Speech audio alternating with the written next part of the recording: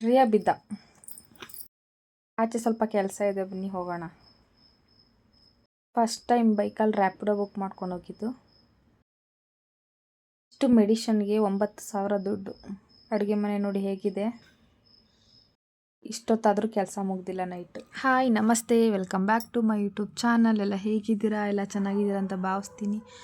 ನಾನು ಕೂಡ ತುಂಬ ಚೆನ್ನಾಗಿದ್ದೀನಿ. ಸ್ವಲ್ಪ ಕೆಲಸ ಇದೆ ಆಚೆ, ಅದಕ್ಕೆ ಹೋಗ್ತಾ ಇದ್ದೆ ರೆಡಿಯಾಗಿ. ಮಕ್ಕಳನ್ನ ಅತ್ತೆ ಹತ್ರನೇ ಬಿಟ್ಟು ಹೋಗ್ತೀನಿ.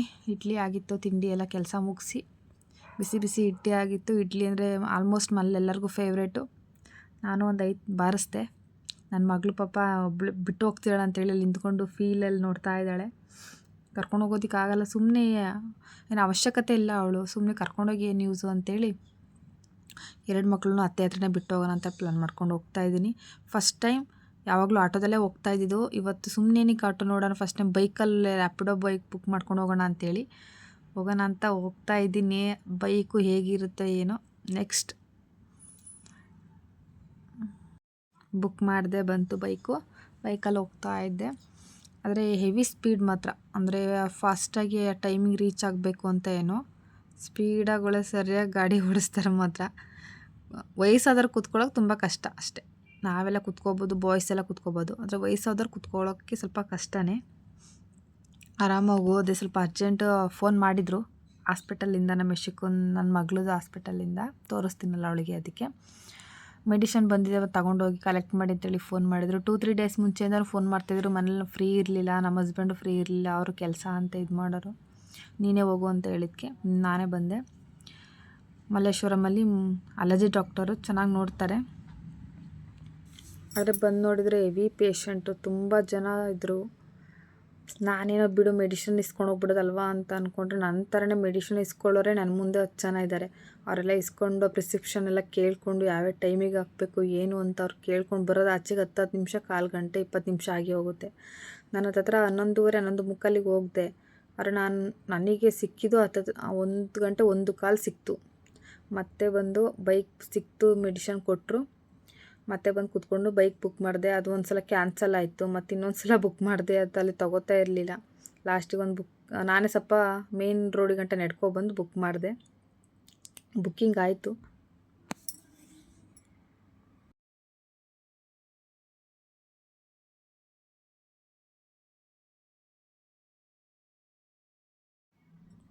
ಅದು ನೋಡಿ, ಅದು ಎಷ್ಟೊಂದು ಕಸ ಅಂದರೆ ಅಲ್ಲಿ ಗಿಡ ಮರಗಳು ಜಾಸ್ತಿ ಅಲ್ವಾ, ಡೈಲಿ ಹಂಗೆ ತೆಗ್ದಾಕ್ತಾರೆ ಅನಿಸುತ್ತೆ. ಕ್ಲೀನಿಂಗ್ ಚೆನ್ನಾಗಿದೆ ಅಲ್ಲೆಲ್ಲ, ಅಫಿಷಿಯಲ್ಸ್ ಏರಿಯಾಗಳು ಹಾಗೆ ಅಲ್ವಾ. ನಾನು ಸ್ವಲ್ಪ ಮೇನ್ ರೋಡ್ ಗಂಟ ನಡ್ಕೊಬಂದೆ. ಇನ್ನೇನು ಅಲ್ಲೇ ಇರೋದಕ್ಕಾಗಲ್ಲ, ಮುಂದೆ ಬರೋಣ ಅಂತೇಳಿ ಮುಂದೆ ಬಂದು ಬುಕ್ಕಿಂಗ್ ಮಾಡಿದೆ. ತಗೊಂತು. ನೆಕ್ಸ್ಟ್ ಬಂದು ಕರ್ಕೊಂಡು ಹೋಗ್ತಾಯಿದ್ದಾರೆ. ಫಸ್ಟ್ ಟೈಮ್ ಬೈಕಲ್ಲಿ ಹೋಗ್ತಾ ಇರೋದು. ಏನೋ ಆ ಥರ ಏನಿಲ್ಲ, ಆರಾಮಾಗಿ ಮಾಮೂಲಿ ನಮ್ಮ ಹೇಗೆ ಹೋಗ್ತೀವಿ ಹಾಗೇನೆ ಅನ್ನಿಸ್ತು. ಆದರೆ ಸ್ಪೀಡಾಗಿ ಹೊಡಿತಾರೆ ಅಷ್ಟೇ, ಇನ್ನೇನು ಪ್ರಾಬ್ಲಮ್ ಇಲ್ಲ. ಸ್ಪೀಡಾಗಿ ಫಾಸ್ಟಾಗಿ ಹೊಡಿತಾರೆ. ಒಂದು 20 ನಿಮಿಷ ನಮ್ಮ ಫ್ಯಾಮಿಲಿಯಲ್ಲೇ ನಮ್ಮ ಮನೆಯವ್ರಾದ್ರೆ 20 ನಿಮಿಷ ತೊಗೋಬೇಕು ಅಂದರೆ ಅವರು ಅದೇ ಕೆಲಸ ಅಲ್ವಾ. ಅಂದರೆ ಇವ್ರು ನೆಕ್ಸ್ಟ್ ಫಾಸ್ಟಾಗಿ ಹೊಡೆದ್ರು, ಚೆನ್ನಾಗಿ ಬೇಗ ಬಂದವು ಮನೆಗೆ.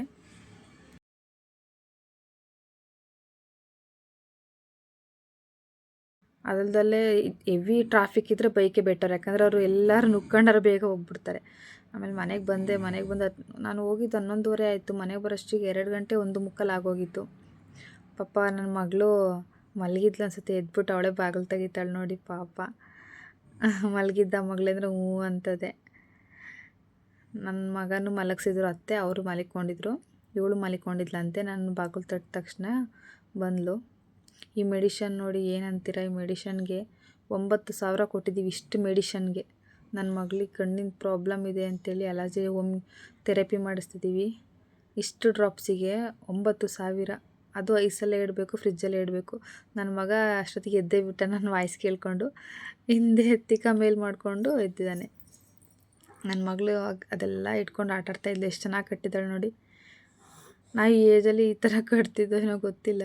ನಾವು ಬರೀ ಆಚೆ ಕಡೆ ಆಟಾಡೋದೇ ಇತ್ತಲ್ಲ, ನಾವು ಮನೆಯೇ ಸೇರ್ತಿರಲಿಲ್ಲ ಈ ಏಜಲ್ಲಿ. ಈಗಿನ ಕಾಲದ ಮಕ್ಕಳು ಮನೆಯಿಂದ ಆಚೆ ಹೋಗೋದೇ ಇಲ್ಲ. ಹಳ್ಳಿಲಿದ್ರೆ ಹೋಗೋರೇನೋ, ನಾವು ಸಿಟಿಲಿದ್ದೀವಲ್ಲ, ಆಚೆಲ್ಲೂ ಕಳಿಸೋದಿಲ್ಲ. ನೆಕ್ಸ್ಟ್ ನಾಳೆ ಸ್ವಲ್ಪ ಫಂಕ್ಷನ್ ಇದೆ ಅಂತ ಹೇಳಿದ್ನಲ್ಲ, ಮನೇಲೊಂದು ಚಿಕ್ಕ ಫಂಕ್ಷನ್ ಇದೆ. ಅದಕ್ಕೆ ಎಲ್ಲ ಹೋಗಿ ಆಚೆಲ್ಲೇ ಸ್ವಲ್ಪ ಐಟಮ್ಸ್ ಎಲ್ಲ ತೊಗೊಬಂದಿದ್ದಾಯಿತು. ಅದಕ್ಕೆ ಶುಂಠಿ ಬೆಳ್ಳುಳ್ಳಿ ಪೇಸ್ಟ್ ಎಲ್ಲ ಮನೆಯಲ್ಲೇ ಮಾಡ್ಕೊಬಿಡೋಣ, ಸುಮ್ಮನೆ ಏನು ಅಂಗಡಿಲಿ ತೊಗೊಳೋದು ಅಂತೇಳಿ ಶುಂಠಿ ಬೆಳ್ಳುಳ್ಳಿ ಪೇಸ್ಟ್ ಮಾಡೋಣ ಅಂತೇಳಿ ಕೂತ್ಕೊಂಡು ನಾನು ಅತ್ತೆ ಇಬ್ಬರೂ ರೆಡಿ ಮಾಡ್ಕೊತಾ ಇದ್ದೋ. ಅವ್ರು ಬೆಳ್ಳುಳ್ಳಿ ಬಿಡಿಸಾಕ್ತಿದ್ರು, ನಾನು ಶುಂಠಿ ಎಲ್ಲ ಕ್ಲೀನ್ ಮಾಡಿ ಹಾಕ್ತಾಯಿದ್ದೆ.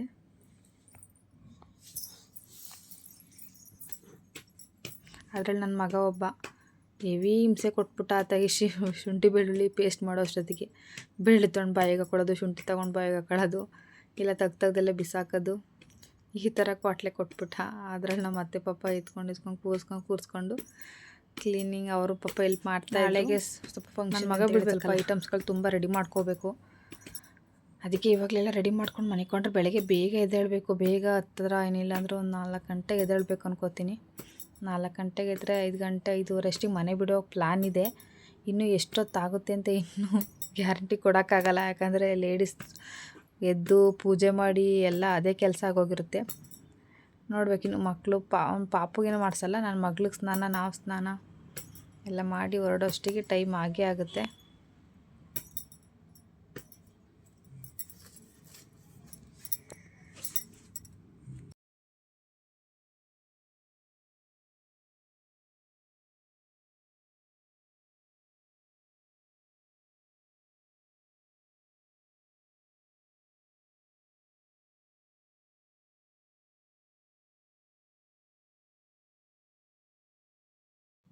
ಮನೆಯಲ್ಲೇ ಮಾಡಿಕೊಂಡ್ರೆ ಬೆಟರ್ ಅಲ್ವಾ. ಶುಂಠಿ ಬೆಳ್ಳುಳ್ಳಿ ಪೇಸ್ಟು ಅಷ್ಟು ಟೇಸ್ಟಾಗಿರುತ್ತೆ, ಚೆನ್ನಾಗೂ ಇರುತ್ತೆ. ಅಂಗಡಿ ತರೋದಕ್ಕಿಂತ ಮನೇಲೇ ಶುಂಠಿ ಬೆಳ್ಳುಳ್ಳಿ ಪೇಸ್ಟ್ ಮಾಡಿಕೊಂಡು ಊಟಕ್ಕೆಲ್ಲ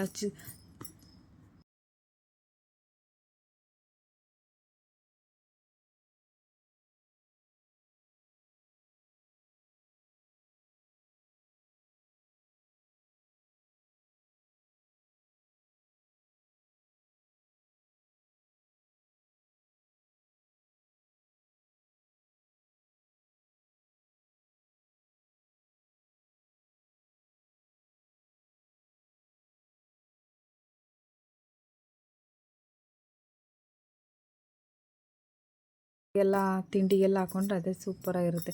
ಬಿರಿಯಾನಿಗೂ ಅಷ್ಟೇ ಮನೆಯಲ್ಲೇ ಮಾಡ್ಕೋಬೇಕು ಶುಂಠಿ ಬೆಳ್ಳುಳ್ಳಿ ಪೇಸ್ಟ್, ಆವಾಗಲೇ ಟೇಸ್ಟು ಬಿರಿಯಾನಿಗೆ. ಆಚೆದೆಲ್ಲ ತಂದರೆ ಚೆನ್ನಾಗೇ ಇರಲ್ಲ. ನಾನು ಅಷ್ಟೇ ಮನೆಯಲ್ಲೇ ಶುಂಠಿ ಬೆಳ್ಳುಳ್ಳಿ ಪೇಸ್ಟ್ ಆಲ್ಮೋಸ್ಟ್ ಮಾಡ್ಕೊಳ್ಳೋದು.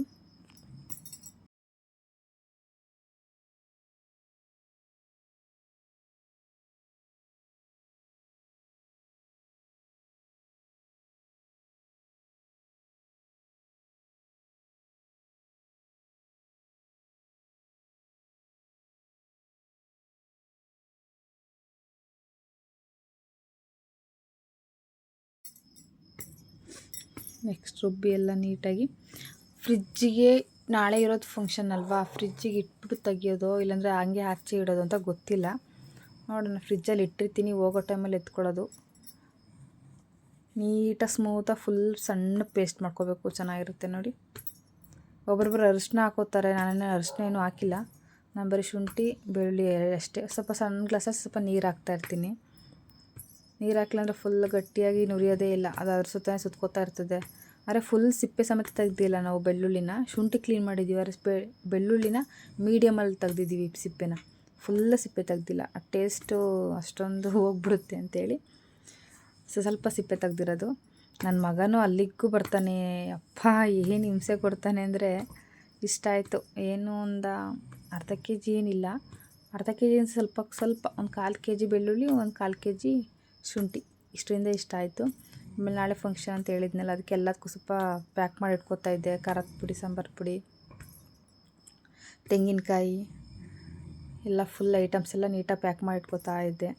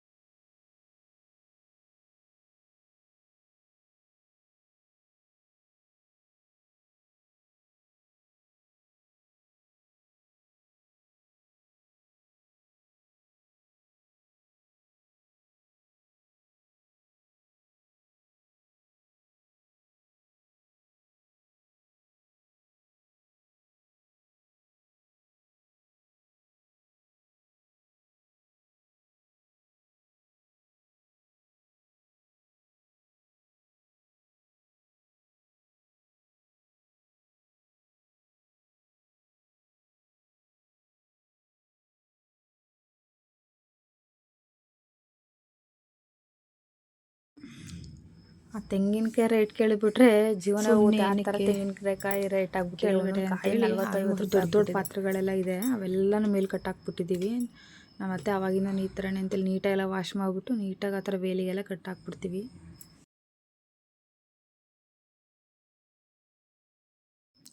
ನೆಕ್ಸ್ಟ್ ಪಾತ್ರೆಗಳು ತೊಗೋಬೇಕು ಅಂದರೆ ಪಾತ್ರೆಗಳೆಲ್ಲ ಆಲ್ಮೋಸ್ಟ್ ನಾವು ಮೇಲೆ ಕಟ್ಟಾಕ್ಬಿಟ್ಟಿದ್ದೀವಿ.